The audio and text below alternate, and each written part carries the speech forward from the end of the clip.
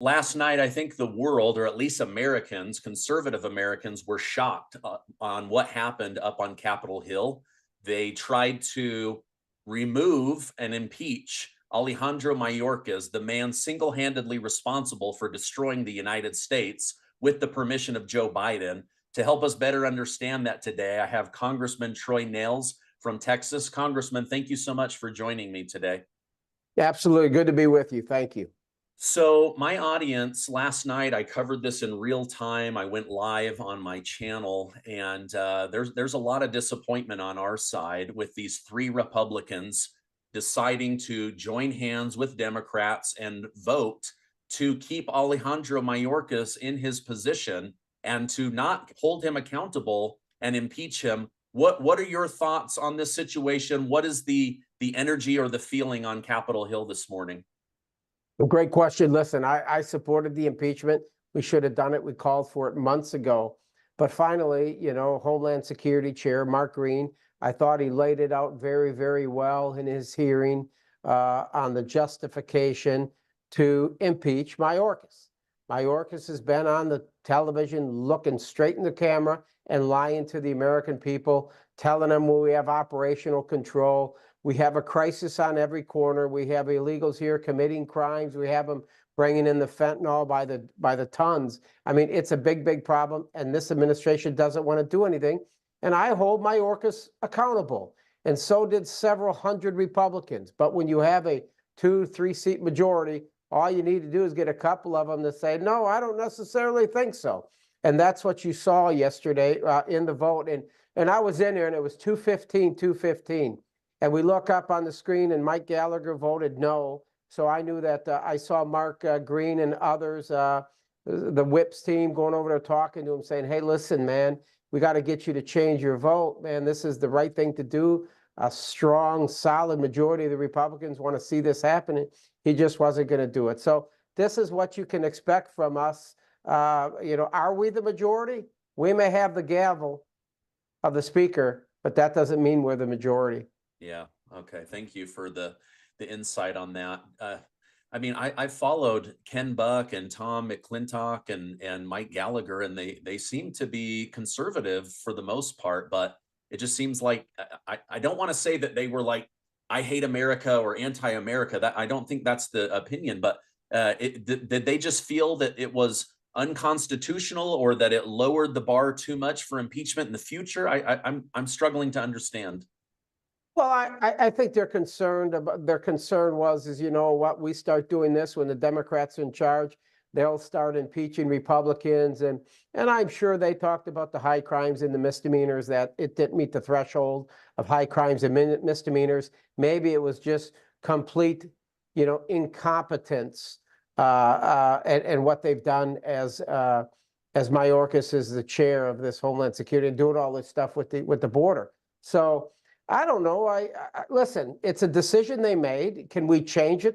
No, but I truly believe that when we come back next week, we'll come back up here next Tuesday. I believe it will go back to a floor vote because remember, we didn't have our majority leader. We didn't have Steve Scalise up here because he's dealing with some medical issues, but he'll come back and I think we'll win this thing.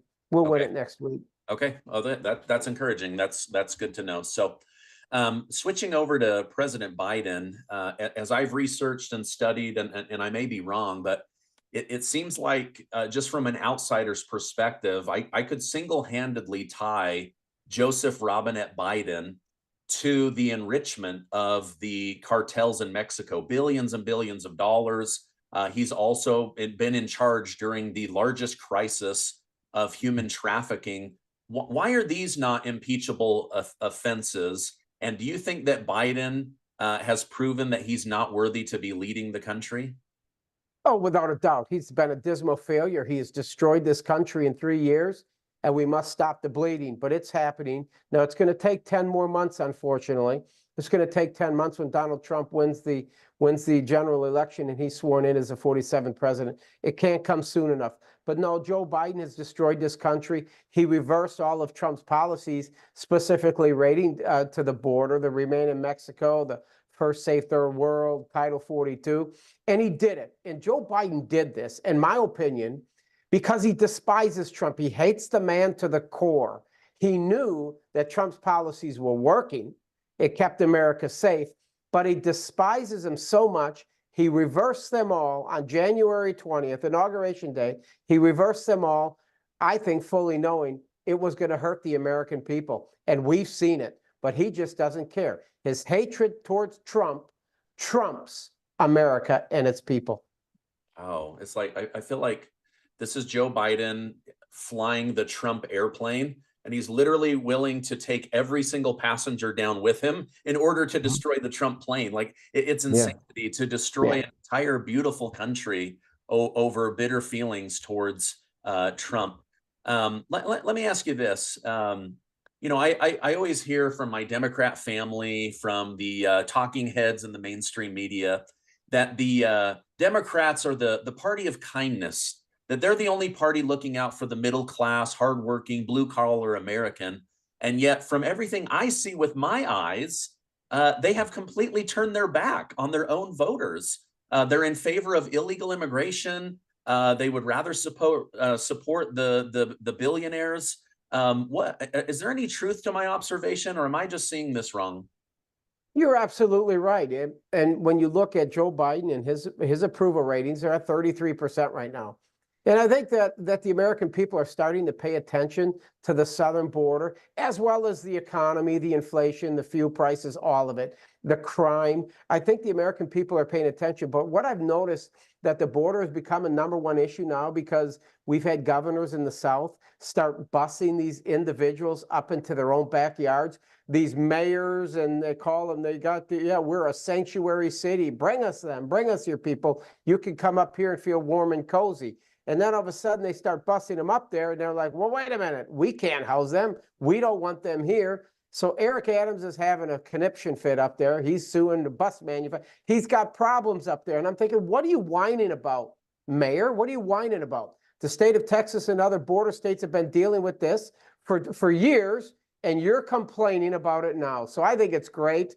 I think what you saw in Martha's Vineyard with sending a couple hundred there, they thought the world was on fire when you sent a couple hundred to Martha's Vineyard. And you know, those up there, those Democrats up there, like, hell no, we don't want them in my backyard. Send them someplace else. So no, that's what caught the attention of the American people. And when you have the individuals in these large inner cities, all of a sudden their kids dealing with crime and everything else, now they they can't go to a school because the gym is full of migrants. Oh man, that woke up the mayor and some of these other places. So they've got their own constituents are complaining about this. He's got a 33% approval rating, my friend. He's done. I'm telling you, he's done. Donald Trump's going to be the 47th president. It can't come soon enough. Yeah, I agree with you. Do you see them trying to swap Biden out during the Democrat convention, or you think they're going to roll the dice and run him all the way? That would kind of scare me a little bit. I want Joe Biden. I've made it very, very clear. I've talked to people. I said, I'm encouraging you to send Joe Biden $10 because we want him to be the nominee. We want the Democrats to crown their king, put Joe Biden in there because Donald Trump will beat him for a second time in an election. He'll beat him a second time. But yes, I think there are many Democrats that are concerned about what they see with him on television, and he's kind of flailing around. He's not coherent half the time. And so they're trying to find a candidate, but who would that candidate be? The guy with the pretty teeth and the fancy hair in California? I think he's an absolute nut job, and we don't need California policies to spread across the entire country. Could it be Michelle Obama? Could it be the border czar, Kamala? I think they're going to have to keep their horse. They've saddled him. They've saddled Joe Biden. I think they keep their horse. That's what I want. I want Joe Biden to be mano a mano with Donald Trump, and Donald Trump will beat him for a second time. Yeah. Even Trump said, I'm not at all worried about Gavin Newsom. All you have to do is point to California and his career's toast, right? And then the last thing that Gavin Newsom wants to do is jump in, and his first shot on the public stage is to lose. So I do believe that they're going to run him all the way. One thing that I wanted to understand, I know that this is the other side of Congress, but over in the Senate, Chuck Schumer has been saying, this is some of the best work I've ever done on policy. I've never worked better with Mitch McConnell, hand in hand. We see eye to eye. Now Mitch McConnell's realizing he's put together a turd that's likely not going to be passed over in the Senate. And he's backtracking, telling people, don't vote for this. Whenever Chuck Schumer says that he's done something really great, it always makes me a little bit, on pins and needles. But do you see this border bill passing in the Senate over to the House, or do you think this thing is dead on arrival? I don't know. They've got some problems with that border bill. There are many Republicans that are paying a close attention to it. Now, just understand, we just got that thing. We just got the text last week. It's 300 and something pages. And now I think that some of the members that maybe weren't in the smoking room, drafting this thing with Langford and some of these others are looking at this and saying, man, this is horrible. Hey, Chuck, the House sent you HR 2. That's a border security bill. That actually is a bill that focuses on border security, and it will keep the American people safe. Chuck doesn't want anything to do with it because obviously many of the things in that border bill were Donald Trump's policies. Now, why did we want Donald Trump's policies in a border bill? Because it was the most secure border we've had in 40 years. So why wouldn't we want that? Revert back to Trump's policies. Chuck wants nothing to do with it because he despises Trump maybe as much as Joe does. Yeah. So they're going to come up with a policy, some type of a border plan. It's a border plan, but it's not about securing the border, you guys. This has nothing to do with about border security. Chuck in that bipartisan bill in the Senate is about everything about trying to improve his 33% approval rating. And when the Republicans on the House side do not support it, the dishonest media, the greatest threat to our country, is going to blame the House Republicans for not being serious about border security. Chuck, you can take up our bill. Joe, in the meantime, you can shut the border down on your own through executive order. So it's just the dishonest media is trying to confuse the American people. Shame on them. Shame on them. Yeah, absolutely.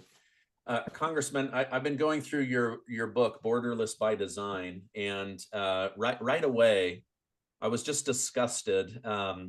During a House Judiciary Committee hearing, you pointed out how someone who had been deported 6 times from the country was allowed to illegally sneak back into the country and kill one of your constituents down in Texas. Yeah.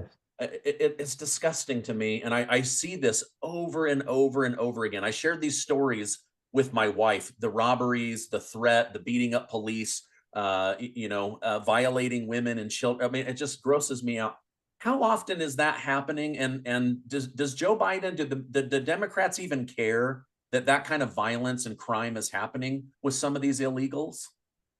No, because they don't really want to cover that. They don't want to cover that because it would make them look very, very bad. That is part one. I share that in the beginning because I was in law enforcement for 30 years.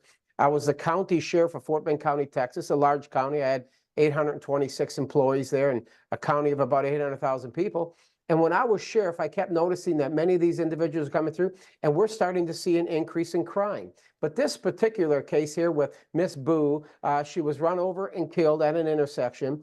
The knucklehead fled the scene. I talk about it in the book.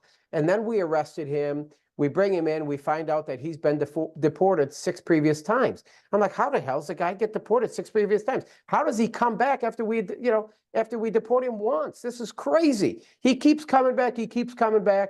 Finally, he comes back and he kills one of my residents. A big problem. And then I, as a sheriff and county sheriffs across the entire country, have to explain to the family members like, oh boy, well, okay, we caught the guy.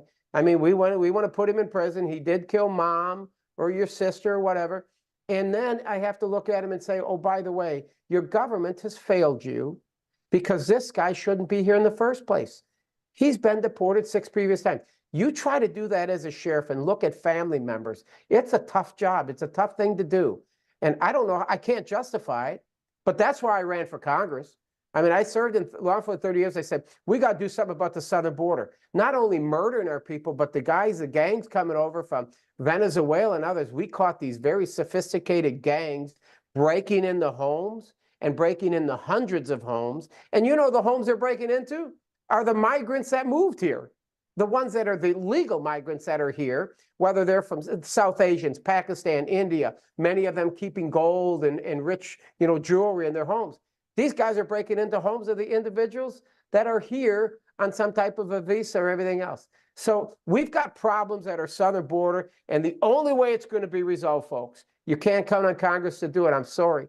I want to be the bearer of better news. Can't count on Congress. It's going to require Donald J. Trump to come back in and fix it in 10 months. Yeah. Wow. Okay. I read just this morning that this whole thing is really backfiring on Democrats, that they are losing the Hispanic vote, the Black vote, and the legal migrant vote faster than they've ever lost.